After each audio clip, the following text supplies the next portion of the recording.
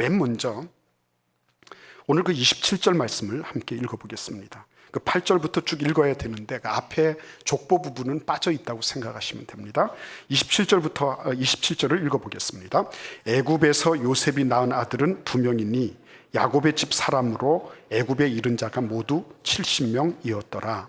아멘. 네, 맨 먼저는 제가 이 말씀을 묵상하면서 야곱의 하나님이라고 하실 때 그 야곱의 하나님은 과연 어떤 사람을 구원하시느냐 하는 그런 질문을 던지게 되었어요. 어떤 사람이 구원을 받고 어떤 사람이 구원받지 못하느냐. 왜냐하면 애굽으로 내려갔다고 하는 것은 구원을 의미하는 거거든요. 그냥 가나안 땅에 있었으면은 그들은 굶어서 죽어야 했습니다. 무서운, 그죠? 요즘에 그 에볼라 바이러스와 같은 그런 무서운 기근이 전 세계를 강타하고 있었습니다.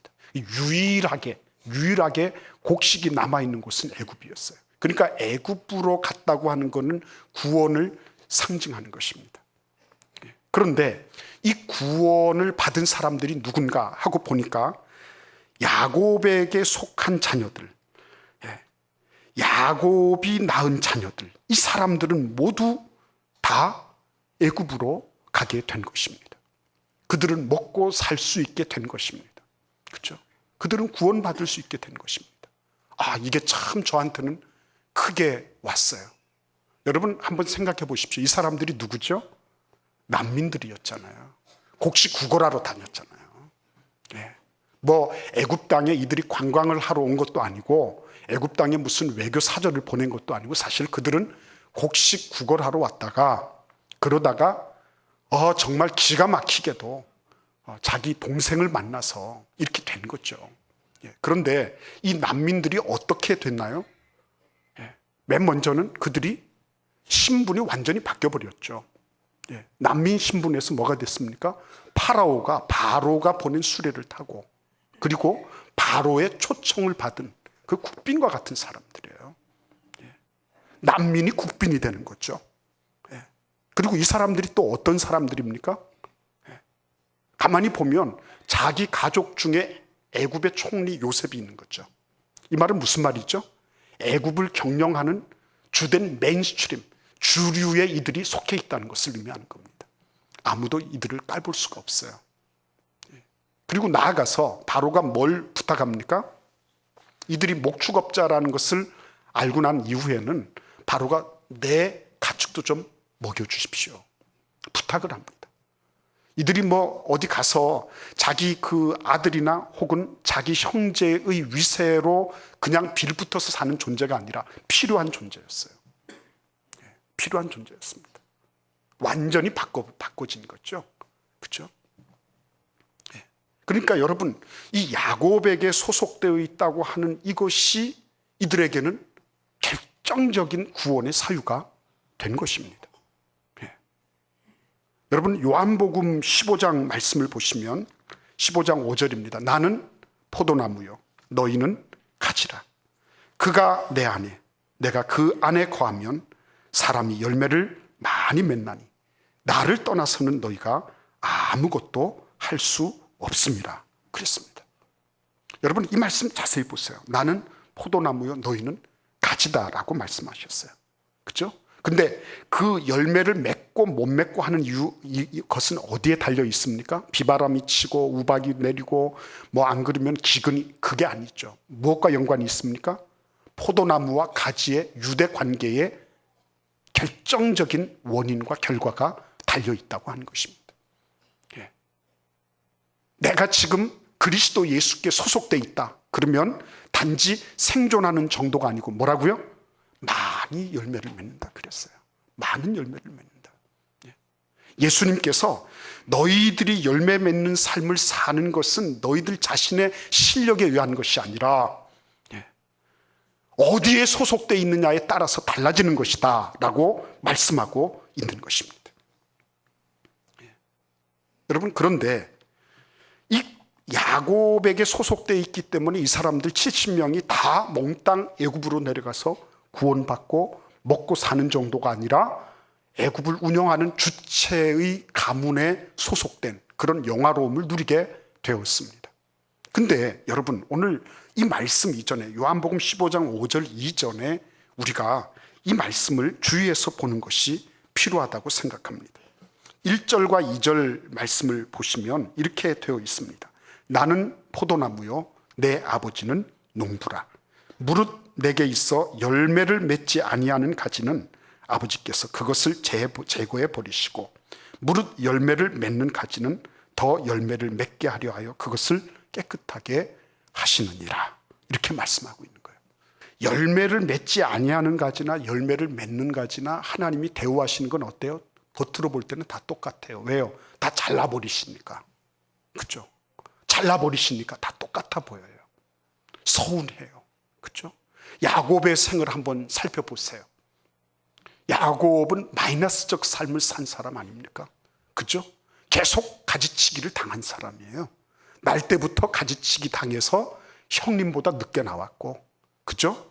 그 가까스로 장자의 명분을 얻었지만은 그 다음에 집에서 쫓겨나서 외삼촌 집으로 도망가야 됐고, 또 거기서도 마이너스적인 삶을 사는 거죠. 그 외삼촌이라고 하는 분이 10번이나 자기 임금을 체불하거나 혹은 그것을 바꾸어서 계약을 하고, 이런 일들을 계속 당해온 거죠. 그리고 거기서도 결국 나오기는 나왔지만 지금 앞에서는 에서 형님이 오는 그런 엄청난 일을 당하는 거죠. 가만히 보면 그는 계속 전지 작업을 당하고 있는 그런 입장에 있었습니다. 요셉도 마찬가지 아닙니까? 그죠? 요셉도 자기 아버지 집에 있었지만은 애굽으로 팔려가고 그곳에서 무고를 당해서 또 감옥으로 들어가고 하는 이런 계속적인 마이너스적인 삶을 살았어요. 그런데 제가 이렇게 마이너스적인 삶을 산다고 이렇게 얘기를 하고 보니까 그게 마이너스적인 삶이 아니라 뭐예요? 하나님께서 전지가지를 드시고 어떻게 하는 거예요? 잘라내시는 거예요. 그거 전지하지 않으면 어떻게 되죠? 이 모든 에너지가 다 가서 이 소위 말하는 미생적인 열매밖에는 맺지를 못하는 거예요. 산 것도 아니고 준 것도 아니고. 그러니까 하나님께서 전지가지를 드시고 너는 내 아버지 이삭하고 같이 있으면 안 되겠다. 잘라내시고, 또 거기에서 또 바단 아람으로 가서 또 외삼촌한테 거기에서 또 잘라내시고 이렇게 해서 결국은 야복강가에서 어떻게 하죠?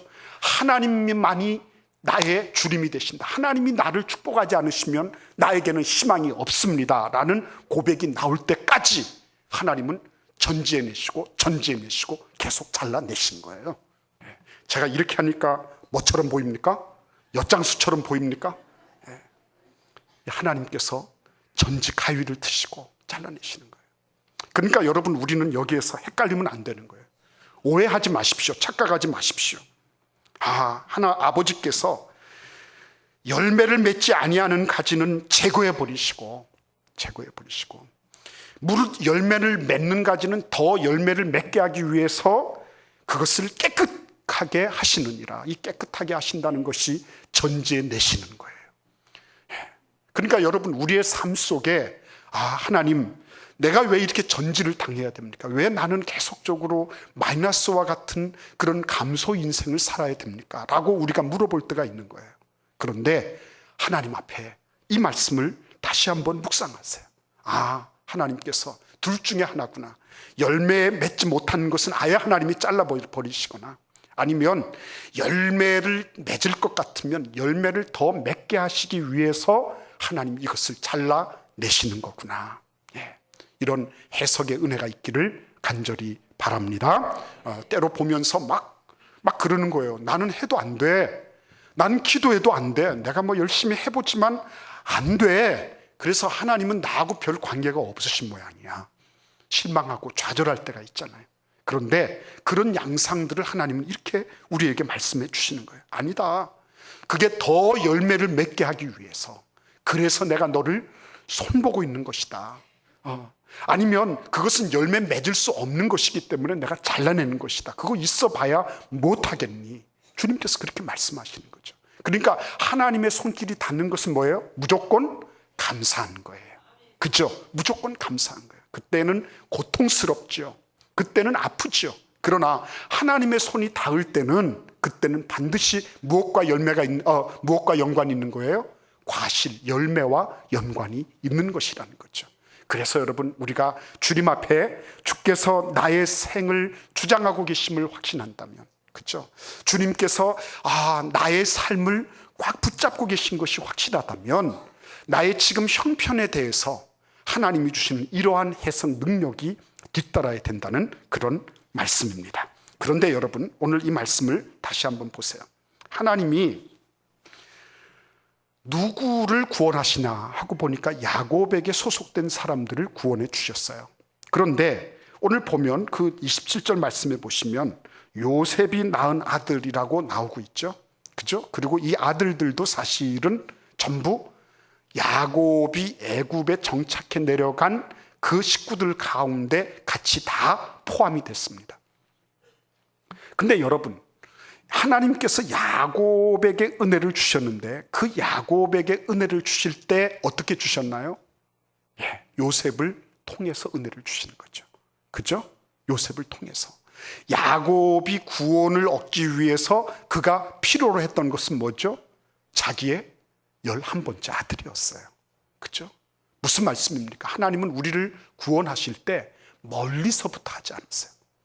우리의 삶 속에 가까운 곳에서부터 하나님은 일을 하고 계시다는 거예요. 그렇기 때문에 지혜로운 사람들, 하나님과 함께하고 있는 그러한 말씀의 흔적을 가지고 있는 사람들은 가까운 것을 잘 봅니다.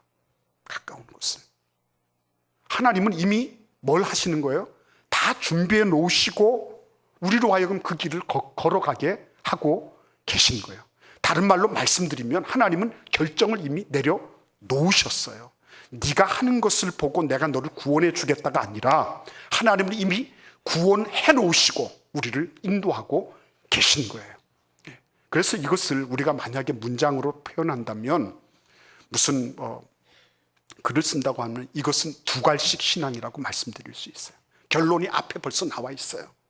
여러분, 이 자리에 계신 한 분 한 분은 하나님께서 구원하시기로 작정하시고 하나님의 자녀의 권세를 주시고 하나님과 독대하는 하나님의 귀한 그런 일꾼들인 줄 믿습니다. 이건 이미 결정돼 버린 거예요. 그리고 그 다음에 하나님은 그것을 하나씩 하나씩 풀어나가시는 거죠. 결정되어 있는 것입니다. 여러분, 이러한 그 두갈식 신앙이 있잖아요. 하나님, 내가 비록 부족하지만 하나님께서 나를 부르셨습니다. 그죠? 나를 부르셨습니다. 굉장히 중요한 거거든요. 하나님이 네가 하는 걸 보고 내가 너를 개발하고 하든지 베드로라고 하든지 하겠다, 이렇게 말씀 안 하셨어요. 네가 하는 거 보고 그렇게 하겠다 말씀하지 않으셨습니다. 딱 처음 보는 그 순간에 어떻게 하셨어요? 너는 요나의 아들 시몬이다. 너를 장차 개발하고 할 것이란 말이죠. 하나님 그렇게 하셨어요. 아주 분명하고 선명합니다. 하나님이 뭘 이렇게 하실 때 내가 너를 견주어 보고서 내가 해보고서 너를 하겠다 이렇게 말씀하지 않으셨습니다. 하나님의 부르시면은 후회함이 없으신 거예요. 여러분과 저를 부르실 때는, 야곱을 부르실 때는 후회함이 없으신 것입니다. 아주 분명하고 확실하게 불러주신 거예요. 그러니까 여러분, 이런 것들을 생각할 때 하나님께서 지금 야곱 한 사람으로부터 시작하셨지만 70명이 됐습니다. 시간은 지났죠. 그러나 70년이 흘렀어요. 그 70명이나 되는 사람들이 지금 야곱의 스라에서 자라나고 있는 것입니다. 그런데 하나님은 그 일들을 어떻게 하셨습니까? 이미 이전에 벌써 결정해 놓으시고 그것을 하나하나 지금 풀어가고 계시다는 말씀입니다. 그러니까 지금 여러분, 우리가 마지막으로 살펴볼 일이 뭐예요? 하나님은 그러면 가까운 데서 일을 시작하시는데, 가까운 데서 일을 시작하실 때 어떤 요소를 동원하시나 하는 것을 우리는 살펴보지 않을 수가 없는 것입니다. 야곱이 무엇이 있었죠? 밧단 아람으로 갈 때 그때 노숙하면서 돌베개 베고 자면서 꿈을 꿨죠. 그때 하나님께서 어떻게 하십니까? 하늘과 땅을, 자기 머리맡을 잇는 사닥다리를 예비해 놓으셨습니다. 그리고 그곳에 하나님의 사자들이 오르락 내리락 하고 있었습니다. 그리고 그 사닥다리 맨 꼭대기에는 하나님께서 말씀하고 계셨습니다. 그 말씀을 통해서 뭘 약속하셨습니까? 내가 누워있는 그 땅이 노숙지가 아니다. 야영지가 아니야. 너는 이 땅을 소유하게 될 것이야. 이렇게 약속하십니다. 그리고 동서남북 모든 사람들이 너를 통하여, 너와 너의 자손을 통하여 복을 받게 될 거야. 이렇게 말씀하셨습니다. 이 말씀이 야곱을 얼마나 흥분시켰는지 몰라요. 이 약속이 얼마나 기가 막히게 야곱의 생애를 관통하는 그런 주제가 됐는지 모르는 것입니다. 그래서 그가 일어나서 한 일이 뭐죠? 자기 머리맡에 그동안에 가지고 왔던 기름을 깨뜨려서 하나님께 예배를 드리는 것입니다. 이 예배를 드린다는 것은 무엇을 의미합니까? 하나님의 약속이 이루어질 것에 대한 기대와 감사예요. 그래서 여지없이 이거 없으면 굶어 죽을 수도 있어요. 이 노잣돈이 있어야 되는 것입니다. 그런데 그거 깨뜨려 가지고 하나님께 예배를 올려드리는 거예요. 야곱을 보고 하나님께서 네가 깜냥이 되는지 안 되는지 살펴보고 너를 택했다라고 말씀하시는 것이 아니라 하나님께서 어떻게 하신다고요? 내가 너를 택하여 세웠다고 말씀하시면서 아직 일이 시작되기도 전에 먼저 결정해 놓으시고 우리를 부르고 계시다고 하는 말씀인 것입니다. 그래서 여러분, 하나님 앞에 참 그와 같은 생각을 지니는 건 너무 소중한 거예요. 이 야곱이 그와 같은 꿈을 꾼 이후에 이 꿈이 어떻게 됐죠? 바단 아람에서 잘 이루어졌습니까? 이루어지지 않았어요. 그는 하나님의 약속을 잊어버렸던 것 같습니다. 그래서 그가 바단 아람으로부터 20년 세월을 마치고 돌아올 때 야복강이 준비가 되었던 거예요. 그 야복강에서 그가 고백했던 것이 무엇입니까? 내가 노력하고 힘써봤지만 그럼에도 불구하고 하나님이 나에게 복을 주지 않으시면 나는 복을 누릴 수가 없습니다 하는 그런 절절한 고백이었어요. 그래서 하나님께서 그에게 뭐라고 말씀하십니까? 그가 허벅지가 침을 당하고 그리고 뼈가 위골이 됐음에도 불구하고 하나님이 뭐라고 말씀하시죠? 네가 이겼다고 말씀해 주셨어요. 네가 이겼다. 그러면서 이스라엘이라고 이름을 바꾸어 주십니다. 이스라엘이라는 그 뜻이 뭐죠? 내가 하나님과 사람을 겨루어서 이겼다는 거예요. 하나님과 사람을 겨루어서 이겼다. 이렇게 말씀하시는 거예요. 그런데 여러분, 이 꿈이 어디로 흘러가죠? 요셉에게로 흘러가고 있는 것입니다. 요셉이 꿈을 꿨죠. 요셉의 꿈은 1부작은 뭐였습니까? 볕단들이 자기 볕단을 보고 절하는 거였어요. 2부작은 뭐였죠? 이제는 하늘로 올라갔죠. 하늘로 올라가서 뭐라는 겁니까? 거기에서 하늘의 1월 성신이 해와 달과 별들이 자기 별을 향하여 절하는 모습을 보았습니다. 그렇죠? 여러분, 야곱에게 함께 하셨던 그 하나님, 야곱에게 너 이겼다라고 말씀하시던, 내가 하나님도 그리고 사람도 이겼다, 내가 하늘도 땅도 이겼다라고 말씀하시는 그 하나님, 그 어마어마한 그런 권세와 능력을 부여해 주신 그 하나님이 이 철부지, 이 망나니 같은 이 요셉에게 그대로 그 꿈을 주시는 거예요. 그래서 이 이부작이 서로 따로 떨어져 있는 것처럼 보이지만 땅의 것들도 굴복될 것이고 하늘의 것들도 굴복될 것이라고 하는 어마어마한 그런 마음속에 심겨진 그런 이미지를 하나님이 요셉에게 허락해 주셨던 거예요. 그 어떤 세력들도 다 이겨낼 수 있다는 거죠. 다 이겨낼 수 있다. 그러니까 여러분, 사실은 문제가 아니에요. 나에게 지금 어떤 문제가 있느냐, 이게 문제가 아닙니다. 하나님이 키워주기를 원하시는 게 뭐죠? 그 안에 있는 꿈을 통해서 그 자신이 하나님 보시기에 합당한 사이즈로 그가 자기의 자아가 더 성장하고 성숙하고 확장되는 것을 하나님은 기대하고 계셨던 거예요. 이게 관건이었습니다. 이게 관건이었어요. 하나님이 야곱에게 소속된 사람들을 애굽으로 구원해 내셨어요. 그 애굽에서의 구원의 키는 요셉이라고 하는 지근거리에 있는 나하고 핏줄이 닿아 있는 가까이 있는 존재였습니다. 그런데 그 존재에게 하나님께서 뭘 주셨어요? 꿈과 비전을 주셨습니다. 그것이 내가 군림하고 내가 잘나고 내가 교만하게 의수되는 그런 꿈이 아니었습니다. 그 형님들은 그리고 요셉도 잘못 해석했었죠.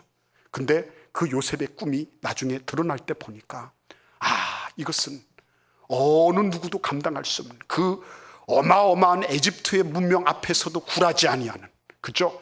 하나님의 자녀로서의 권세를 지닌, 그죠? 시퍼렇게 살아있는 영성을 가진 그 한 사람이 애굽의 전체 문명을 살리고 역사를 살리는 그런 일에 쓰임받는 그런 귀중한 도구가 되었다고 하는 말씀이에요. 저는 그래서요, 이 말씀을 묵상하면서 얼마나 감사했는지 몰라요. 상황에 따라, 형편에 따라 이렇게 저렇게 손바닥 찢듯이 이렇게 할 수 있어요. 인간은 그러한 모든 것들을 가지고 있습니다. 우리는 그런 잔깨들을 피우고 그런 꼼수를 피우는 그런 세태를 보고 있는 것입니다. 그럼에도 불구하고 하나님이 진짜 복 주시는 사람들, 야곱의 하나님이 어디서 나타났는가 하고 보니까 즉각적으로 감옥에서 빼주시던가, 아니면 바단 아람에서 그가 당했던 그 모든 서름들을 다 외삼촌에게 갚아버리시는 그런 하나님으로 나타나시는 것이 아니라 야곱에게 약속하셨던, 그죠? 건강하고 그리고 제대로 된 그런 자기 이미지, 그죠? 거룩한 이미지를 지닌, 그래서 어떤 세상의 유혹과 그 어떤 세상의 추임과 그런 추파에도 흔들림이 없는 고결하고 숭고한 그런 자세를 지닌 하나님의 백성들이 바로 야곱의 하나님이 만들고자 하셨던 그러한 귀한 일꾼들의 모습이었다고 하는 것입니다. 여러분, 스가랴 4장 7절 말씀해 보시면 스룹바벨에게 하나님이 그렇게 말씀하십니다. 큰 산아 내가 무엇이냐, 내가 스룹바벨 앞에서 평지가 되리라. 그죠? 하나님은 스룹바벨에게 막 물질을 막 부어주셔가지고 문제를 해결하게 하시고 성전을 짓게 하지 않으셨어요. 그러나 하나님은 다윗에게 그렇게 하셨던 것처럼, 그죠? 하나님은 지금 요셉에게 그렇게 하셨던 것처럼요. 내 안에 내면에 있는 이 나의 자아가 하나님 보실 때 거룩하고 성결하고 성숙하고 성장해서 그 어떤 것도 넉넉히 막아낼 수 있는, 그 어떤 것도 이겨낼 수 있는 그와 같은 귀한 주의 사람으로 만들어내고 계셨다고 하는 것입니다. 그래서 야곱의 하나님은 위대하신 하나님이에요. 그 하나님은 당연히 찬송받으시기에 합당하신 하나님이에요. 그 하나님을 바라볼 때마다 하나님은 나의 환경을 바꾸어 주시는 것이 아니라 내 심령을 바꾸어 주시고 나의 심장을 키워 주시고 그리고 나의 내면의 자아를 성숙하게 하셔서 이 모든 문제를 이거는 평지야, 이거. 내가 어떤 문제를 바라볼 때 이거는 안 된다고 하면서 기선이 제압될 것인가, 안 그러면 이것은 하나님 보실 때 이거는 평지와 같은 거야 라고 하면서 제압하면서 할 것인가. 오늘 우리가 세 가지를 살펴봤어요. 야곱의 하나님은 야곱에 속한 사람들을 다 구원해 내셨습니다. 예수 그리스도께 소속된 사람들 다 구원해 내시는 거예요. 예수님께 속한 사람들 한 명도 빠짐없이 다 구원하시는 하나님의 모습을 오늘 우리는 이 말씀을 통하여 보게 되는 것입니다. 뿐만 아니라 하나님은 멀리서 구원자를 찾게 하시는 것이 아니라 하나님은 가까운 곳에서부터 그 일을 행하게 하시는 것입니다. 주변을 잘 살펴보십시오. 주변을 배려하십시오. 주변으로부터 시작하십시오. 그리고 마지막으로 하나님은 그 주변이라고 생각되는 나의 가까운 곳에 있는 사람들, 그 사람이 누구인지 모르지만 꿈과 비전을 주셔서 그의 내면을 확장시키면서 이 구원의 역사를 마무리하고 계신 모습을 보는 것입니다. 오늘 이 자리에 나오신 한 분 한 분이 다 그와 같은 하나님의 은혜 속에 거하시는 귀한 일꾼들인 줄 믿습니다.